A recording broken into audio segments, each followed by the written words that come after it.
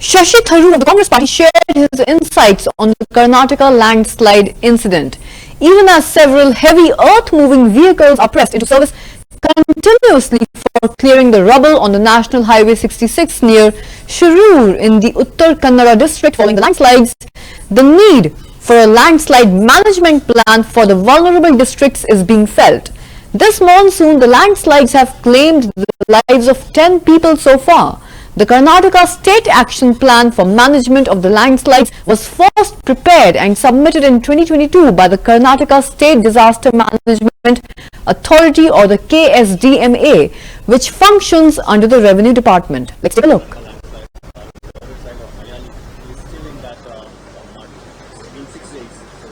It's a very tragic situation. As you know, I think about 10 people have been declared missing in that tragedy, and 7 bodies have been found. Apparently there were some perhaps hiccups at the start of the search, but subsequently everything is proceeding with priority and professionally. The MLA is on the spot, the Chief Minister is on his way. There is an expert team from Kerala that has arrived and is guiding some of the operations. Obviously all our prayers and thoughts are with the family of the young man missing from here, Arjun, who also is the sole breadwinner of his family. It seems a very tragic situation here, but one of these things that we don't think there's much point in pointing fingers of blame. What matters is trying to get expeditious action as soon as possible.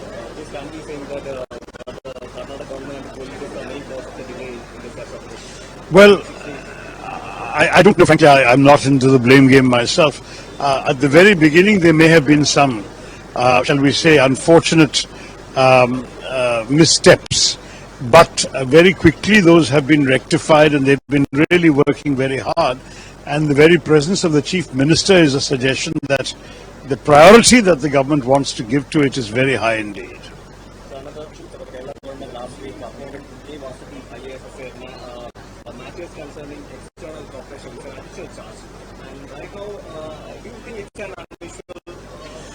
Well, as you know, the Kerala government says there's nothing unusual. They always had somebody as a focal point for this. It is true that because of the very large Kerala diaspora, a number of issues affecting the welfare of Keralites in foreign countries comes to the attention of the people's representatives. Myself as an MP, there's not a single week in the last 15 years that I haven't had some issue involving our constituents stuck or in problems or difficulties or even worse, deaths and so on in foreign countries. So the need to contact our embassies and to work with the embassies to find solutions and bring bodies home and all of these things is very, very high. Now that doesn't mean that the state government can even think of substituting itself for the authority of the centre. Foreign affairs in the Constitution is the responsibility only of the central government, the union government, and all external relationships are mediated through the union government. So I would see the appointment of this young officer, who is a former Trivandrum collector and is a good friend, I would see this as a focal point kind of responsibility within the government. Now, if each of us MPs is reaching out to an embassy, that will continue, and the embassy will still do the work and let us know. But let us say if there is an issue involving the state as a whole, instead of multiple departments chasing after an embassy or the foreign ministry, it may be useful to have one focal point in the government who can be the relay point for communicating information, amassing information, and in turn communicating it to the rest of the government. So I don't particularly see this as a problem.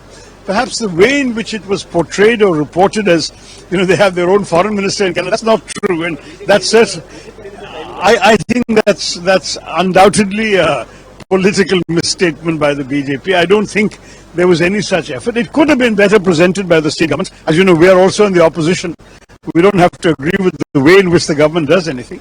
But I would see this as a purely routine focal point appointment, rather than the appointment of a new position that in any way will challenge the authority of the union government.